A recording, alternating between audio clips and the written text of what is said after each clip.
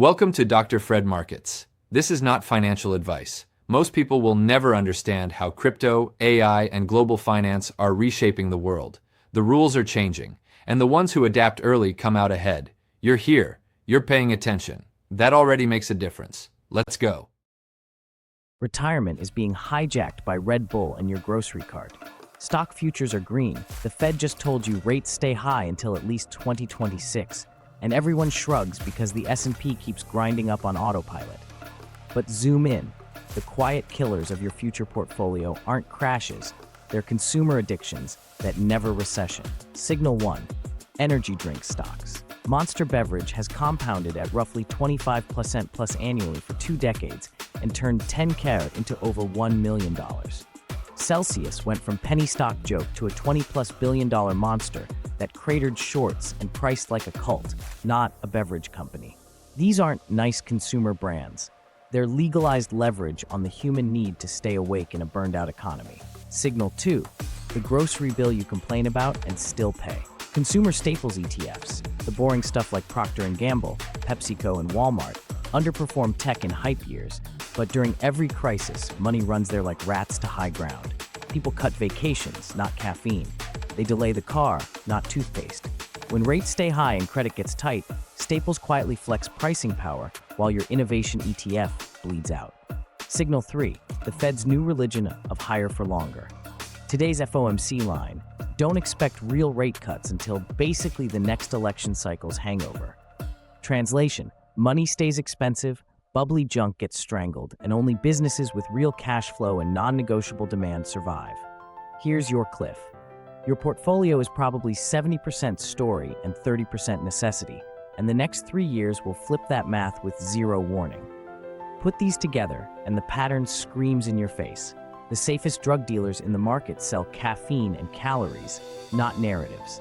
Monster and Celsius are just the loud examples of a much bigger machine. Addiction staples. Products people buy on autopilot, no matter what Powell does. Energy drinks, snacks, cleaning supplies, pet food, basic groceries, the daily microtransactions you don't think about. That warehouse fire headline? Picture the opposite. Those shelves are filled with stuff that prints money anytime humans are stressed. Rates up, more overtime shifts, more energy drinks. Inflation sticky? People drop restaurants, buy more cheap snacks. Markets wobble? Every 401k rebalancer sells sexy growth and buys staples ETF tickers like XLP because panic flows downhill into things people still buy in a crisis.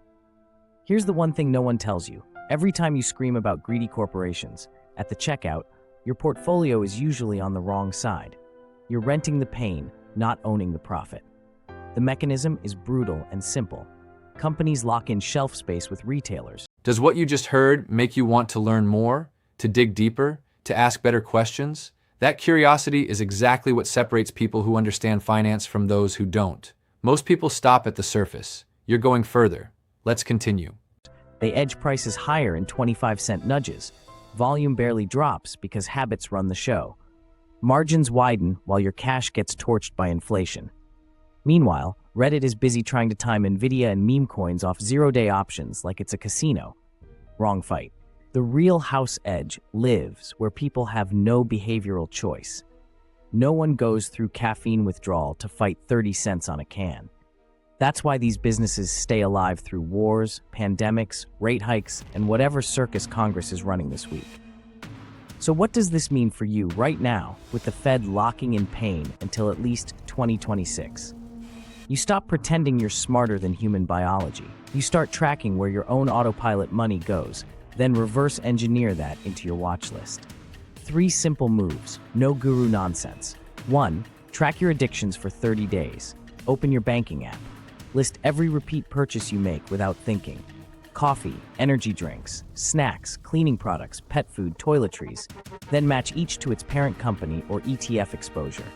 You just mapped your personal inflation tax. 2. Separate hype consumption from panic consumption. Ask one question for each product. Do I buy this more when I'm stressed and broke, or when life is good? Energy drinks, cheap snacks, store-brand groceries, those spike in bad times. Those are the ones that thrive in a higher for longer world and deserve research. Luxury treats and big-ticket toys are the first to die when rates bite. 3. Build a boring, ruthless habit sleeve. Instead of chasing hot tickers, carve 10 to 20% of your portfolio into a habit-focused basket. Consumer staples ETFs, plus 2 to 3 individual names whose products you see in every cart, every gas station, every grim 6 a.m. commute. Reinvest dividends. Ignore FOMC theater. Let other people's burnout be your compounding engine. This is not financial advice, but here is the truth. The Fed just guaranteed a few more years where liquidity rewards businesses that own your nervous system, not your imagination. You either stay the customer and complain about prices, or become the owner and let other people's 3 p.m. crash pay you. Summary: energy drink and staple stocks are legalized leverage on human burnout. Higher for longer rates crush stories, not addictions and necessities. Your edge is owning what you already buy on autopilot, instead of pretending you're trading macro like a hedge fund. If you learned one thing today, pay the tuition, hit subscribe, show up tomorrow, and stop letting your grocery bill be smarter than your portfolio. This is not financial advice. If you enjoyed this video, please subscribe to the channel and check the links in the first comment below. That's a wrap for today on Dr. Fred Markets. I hope this gave you something to think about, a new angle, a clearer picture, a better question to ask. Remember, this is not financial advice. Do your own research, always. If this video added value to your day, subscribe. It's free, it takes 2 seconds, and it's the best way to support this work and keep it free for everyone. You'll also find every video as a full article on the blog, drfredmarkets.com, and the newsletter is in the bio. I'm Dr. Fred Markets. See you in the next one.